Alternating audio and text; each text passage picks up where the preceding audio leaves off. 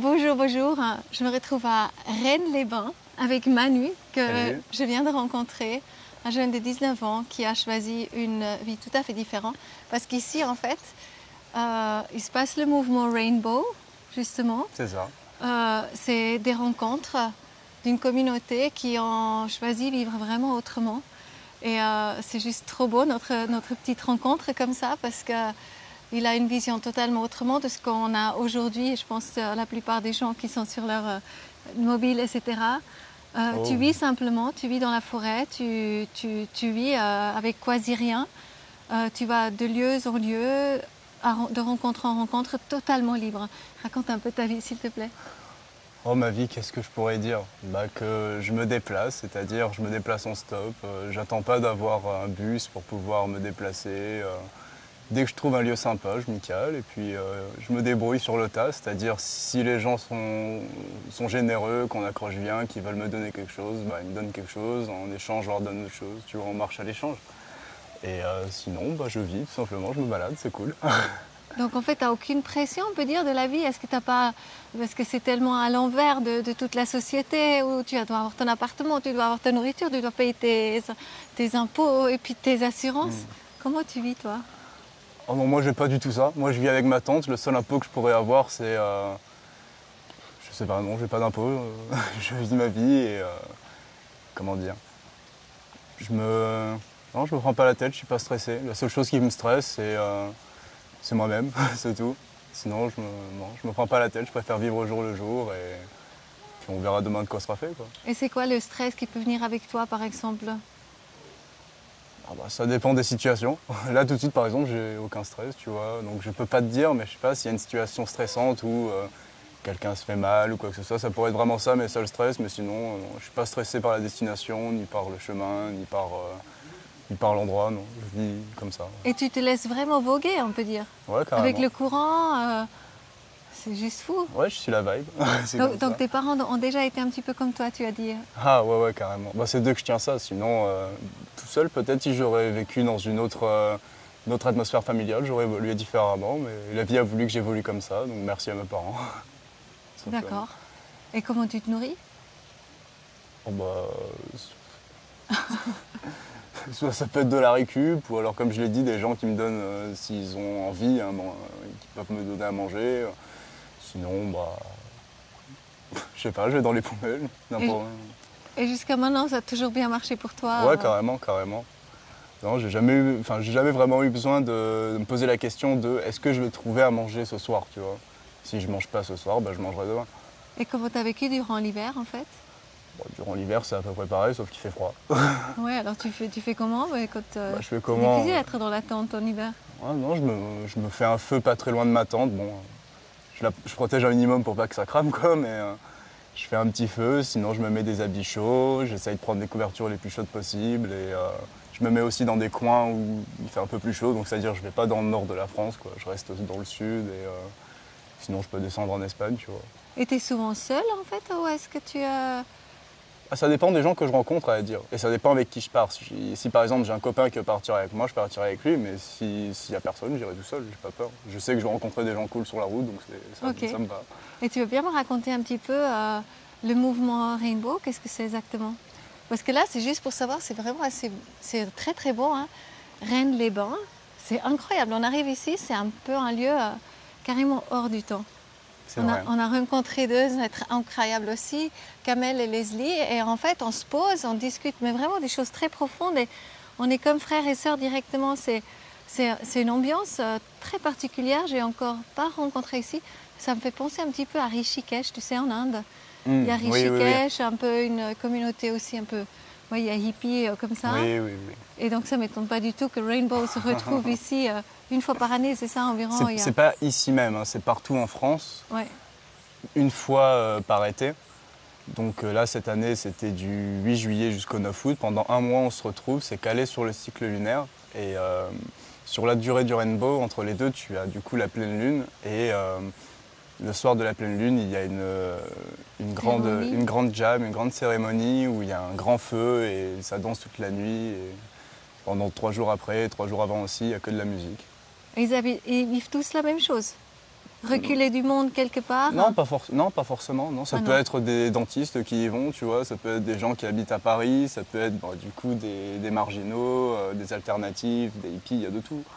Tous les horizons, mais en fait, c'est pas tant d'où tu viens qui apporte, c'est plutôt ce que tu as apporté qui importe vraiment, justement, du coup. Et les gens qui sont au Rainbow, c'est des gens qui ont envie de partager, que ce soit au niveau de la musique, au niveau des connaissances, au niveau de l'amitié, du savoir, au niveau spirituel aussi. C'est très basé sur la spiritualité, que ce soit amérindien ou alors ce qu'on considère comme les hippies des années 70. Et c'est très basé sur... Ça vient vraiment de ce mouvement-là. On parlait du mouvement Rainbow comme ça. Donc si je me souviens bien, ça a été créé en 72, ouais, le mouvement Rainbow. Ah oui, carrément, oui. Donc, puis ça vient directement des États-Unis, donc c'est quelque chose qui vient du mouvement, c'est directement lié au mouvement hippie, mais c'est aussi extrêmement inspiré de la vie amérindienne. C'est-à-dire qu'il y a beaucoup de tipis, il y a des grands feux, des feux sacrés, enfin un feu sacré, le feu central, où tout le monde se regroupe. Quand il faut manger, on mange tous ensemble. Juste avant de manger, on fait des chants. Et on se tient tous la main, on chante.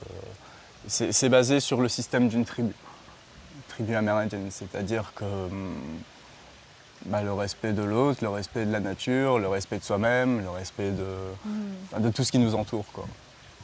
Et quel est le contact avec la terre-mère, justement parce que toi qui es toujours dans ta tente, ça doit être fou d'être tout le temps... Je veux dire, là, il a juste sa tente là à côté, ça doit être fou d'être tout le temps en contact, hein, pieds nus, genre, sur la terre. Et le contact, c'est quoi le contact que toi tu as avec la nature, avec la mère-terre? Pour moi, la nature, c'est là d'où on est issu, c'est notre mère, comme tu viens de le dire. Et du coup, on est quelque part... on peut pas s'en détacher. L'humain, ça fait des siècles et des siècles qu'il essaye de s'en détacher en construisant ses villes, en créant la technologie. Mais c'est ça, hein. Quelque part, c'est vrai, c'est ça. On a toujours essayé de se détacher de là où on venait. Et on se rend bien compte, au final, quand on regarde notre société, que ça ne marche pas du tout. Et moi, le contact que j'ai avec la nature, avec la terre, c'est que pour moi, je viens d'elle. Donc je me dois de la respecter comme elle me respecte. Si je ne la respecte pas, il va m'arriver automatiquement des choses mauvaises. Alors que si je la respecte, elle n'aura aucune raison de me faire du mal. C'est la loi d'attraction. Et est-ce que tu te nourris aussi un petit peu avec les plantes sauvages? Tu connais un petit peu les plantes sauvages ou pas trop? J'essaye d'apprendre, mais c'est un peu compliqué à les différencier comme ça. Donc j'essaye d'apprendre. Je sais que par exemple, en survie, si tu as vraiment besoin de te nourrir, et que tu es dans un endroit où il y a des sapins qui poussent, tu peux couper avec ton couteau l'écorce de sapin et manger l'écorce qui est à l'intérieur qui est toute blanche. Ça, c'est comestible, par exemple. Alors, il y a des baies, il y a des... Bon, faut pas s'intoxiquer parce que si tu es en pleine nature, que tu es un peu perdu, compliqué pour les secours, quoi. Mais j'essaye d'apprendre sur le tas, un petit peu ce que les gens ils me disent, je teste. Ouais. Magnifique. Et des fois, tu vas aussi dans les villes ou jamais? Tu es toujours en fait en nature? Je vais en ville, hein. Je suis obligé de toute façon de me rendre en ville de temps en temps. Mais quand je suis en ville, j'ai l'impression de porter un masque un peu. J'ai l'impression d'être en prison, que c'est pas mon élément. Quand je suis là-bas, j'ai l'impression que je suis juste un tolard de plus parmi tous les autres qu'il y a. C'est-à-dire les gens stressés, les gens énervés, les gens déprimés. Je me sens un petit peu comme si je m'obligeais à porter un masque alors que j'ai pas envie de porter ce genre de masque. C'est pour ça qu'en ville, j'essaie d'y aller le moins possible. Donc, puis les ambiances de la ville, non, je trouve ça vraiment pas beau, la ville. Non, c'est pas... c'est pas mon truc du tout. En tout cas, c'est vrai. Là, venir à un lieu que pareil, c'est juste magnifique. Les rencontres, on voit les gens qui se rencontrent, c'est juste tellement fluide. Les gens se parlent. On a totalement oublié, perdu ça, je dirais, dans les villes aussi. Oh, oui. Mais ici, on se croise, on se regarde, on se dit bonjour. J'ai vu personne sur son mobile. Ou peut-être quand même. Ah oui, oui. Là, directement, il y a quelqu'un sur son mobile, mais autrement, c'est vrai, dans ce village, voilà, on vit, quoi, par exemple. Quand on est ici à l'année, l'hiver, c'est très différent. Hein. L'hiver, c'est très différent dans le sens où il y a tous les vacanciers du coup, qui s'en aillent et il ne reste que ceux qui habitent ici. Et à partir de là, tu te rends compte de ce que c'est d'avoir une famille. Moi, quand je viens ici, tu vois, pour moi, c'est la famille directement. Je les prends dans mes bras, c'est comme ça. Il y a tout le monde qui te connaît. Voilà, ici. Tout le monde se connaît. Puis même si tu viens à peine d'arriver, si tu es un petit peu futé, que tu parles un petit peu aux autres, ça le fait nickel. Après, bon, faut pas croire que c'est tout rose non plus. Il y a des problèmes, il y a des gens qui sont un problème, mais ça, c'est partout. Donc on peut pas les virer, on va dire. Ils sont là, bah, ils sont là. Et eux aussi, ils ont à apprendre de la vie. Et c'est peut-être mieux qu'ils soient dans la nature plutôt qu'en ville. Et quand tu te projettes un petit peu dans l'avenir comme ça, est-ce que tu te projettes ou ça t'arrive pas? Quand j'étais plus jeune, j'avais peur de l'avenir. Ouais. J'avais peur de me projeter dans l'avenir. Je me disais, mais qu'est-ce que je vais faire si je trouve pas de métier, si je réussis pas ma vie, si je suis tout seul, tu vois. Bon, au final, plus je grandis, plus je me rends compte que ça sert à rien de se projeter parce que quand tu fais un plan, dans tous les cas, ça se déroule jamais comme prévu. Donc autant faire les choses sur le tas, vivre l'instant présent, vraiment le vivre, tu vois ce que je veux te dire, pas se projeter. Moi, j'essaye de plus me projeter parce que ça te bouffe le cerveau, tu deviens fou quand tu te projettes trop dans des trucs trop loin. Si je me projette dans moi il y a 10 ans, dans 10 ans je veux dire, ou dans 20 ans, 40 ans, tu vois, non, c'est pas possible. Je sais même pas ce que je ferai dans 1 heure. Donc je préfère vivre l'instant présent, tu vois, ne pas me prendre la tête, être avec des gens cool dans l'instant présent et qu'on s'apporte des choses. Parce que c'est comme ça que mon futur il va se bâtir, de toute façon, c'est sur l'instant présent, c'est pas en l'imaginant. C'est génial. Je te remercie pour m'avoir accordé cette petite interview. Là. Je suis trop contente, non? C'est trop beau. Bah, bravo en tout cas pour ton choix de vie, aussi pour ton courage de vivre comme ça et être un exemple aussi parce que je pense qu'on se rend difficilement compte que c'est faisable. Et je pense qu'il faut aussi du courage, vraiment beaucoup de courage, de dire faire le pas, de tirer, de fermer l'appartement, je sais pas, tu vois, donner la clé et puis dire voilà, en fait, je me suffis, je m'autosuffis. Et ouais, c'est très inspirant de parler, je te remercie vraiment. De rien, il n'y a pas de problème. Voilà, je suis encore avec Vanu, c'est juste tellement passionnant. Voilà, voilà les échanges qu'on a. Et là, on parle de la vie. En fait, tu me disais, c'est quoi la vie? À quoi sert la vie? Et tu veux encore une fois dire ce que tu m'as dit avant? Du coup, je disais que je ne comprenais pas comment on peut considérer que la vie, ce soit... comment dire? Ce soit ce qu'on nous a inculqué, tu vois, dans la société dans laquelle on vit. C'est-à-dire, tu vas à l'école, tu sors de l'école, tu trouves un travail, tu te maries, tu fais des enfants et tu arrives à 45 ans et tu n'as toujours pas évolué d'un iota comparé à quand tu avais 22 ans, tu vois. Et pour moi, les valeurs de la vie, c'est pas ça. On est arrivé sur Terre, on était nus. Rien que quand on est sorti de notre mère, on était nus. Je comprends pas pourquoi est-ce qu'on aurait du coup besoin de tout ça, même rien de ça, tu vois. C'est trop, on était. Non, on n'a pas besoin. Trop, on était, c'est ça. Non, je pense du coup que... J'aime beaucoup la réflexion, c'est vrai, parce que notre société, on a tellement oublié de vivre, comme tu disais avant dans l'interview aussi. Justement, on est dans nos blocs de béton, on n'a pas de contact avec nos voisins, on n'a pas de contact avec la nature, et tout est artificiel. Exact, ouais, bien sûr. Et quelque part, ça peut être tellement beau, parce que tu le vis en fait. Toi, tu es épanoui dans ce que tu fais là. Carrément. Pour moi, c'est là qu'est la vraie vie. C'est dans la forêt, avec les arbres, avec la terre, avec les gens que je rencontre aussi. Tu vois. Pour moi, la vie, c'est pas être dans un bureau, à gratter 2-3 papiers et à toucher ton SMIC. Non, c'est pas la vie, ça. C'est trop simple. Et à tes 19 ans, tu as aussi clairement, je pense, quelque chose à transmettre parce que tu en parles, comme tu parles avec moi, tu en parles à beaucoup de gens, j'imagine. Ouais, et tu leur montres une autre vision, une autre façon de vivre, en fait. Je pense que les gens, en tout cas dans la société dans laquelle on vit actuellement, ils ont besoin d'autre chose. On ne peut plus marcher dans des schémas archaïques qui mènent à rien. On voit bien ce que ça donne depuis l'ère de l'industrialisation, pardon.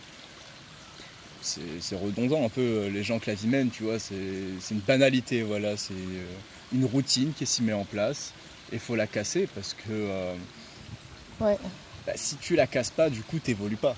Si tu fais les mêmes choses chaque jour en te disant ouais demain je vais faire ça, après-demain je vais faire ça, dans 6 mois je pars là, non, laisse la vie laisse la vie suivre son cours et dans tous les cas, si tu suis bien et que tu prends bien le coche, tu arriveras automatiquement à vivre une bonne vie.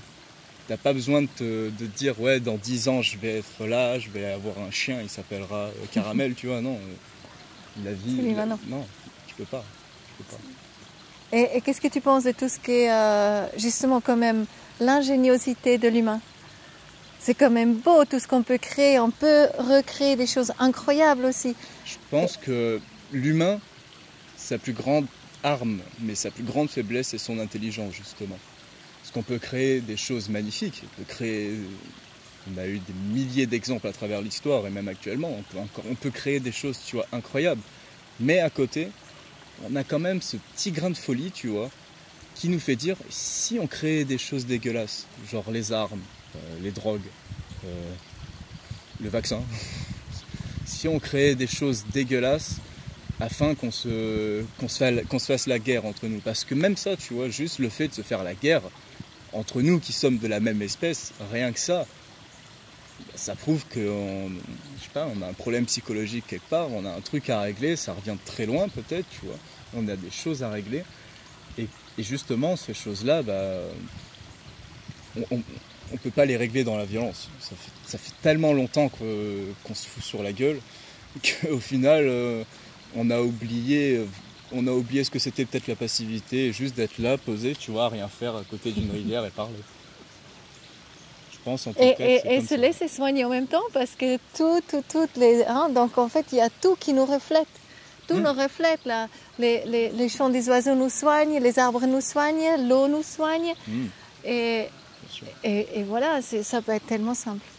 C'est très simple. Après, c'est à toi de vouloir prendre c'est à toi de faire le pas. Si t'as pas envie, que tu as envie de rester dans... Par exemple, quelqu'un qui est en dépression et qui veut pas en sortir. S'il n'arrive pas à en sortir, enfin en tout cas c'est ce que je pense, hein, parce que j'ai côtoyé dans mon entourage des gens qui étaient en dépression. Tu as beau leur parler, mais leur esprit fait barrage. Du coup, quelque part, ils se plaignent de la situation, mais ils ne veulent pas en sortir aussi. Et il faut rien pour. Ils ne font rien pour, parce que pour eux, la vie c'est ça, la vie c'est morose, la vie c'est pourri, la vie c'est merdique. Tu peux les mettre dans un endroit comme ici, ils vont pas comprendre la beauté du lieu, tu vois. Et du coup, en tout cas moi je suis convaincu qu'en allant vers des choses que l'on ne connaît pas, qui nous font peur peut-être, en battant ces peurs, je suis convaincu Découvrant, ouais. que l'on peut faire de grandes choses, de très grandes choses et évoluer très haut. Et tu as foi en l'humanité? Moi j'ai foi, j'ai totalement foi en l'humanité, malgré ce qu'elle a fait, malgré ce qu'elle peut faire et malgré ce qu'elle pourra encore faire. J'ai foi en l'humanité parce que, je sais pas, je viens de l'humanité, tu vois. Je peux pas critiquer quelque chose dont je viens moi-même. C'est comme si je critiquais ma mère parce que je peux pas. Non.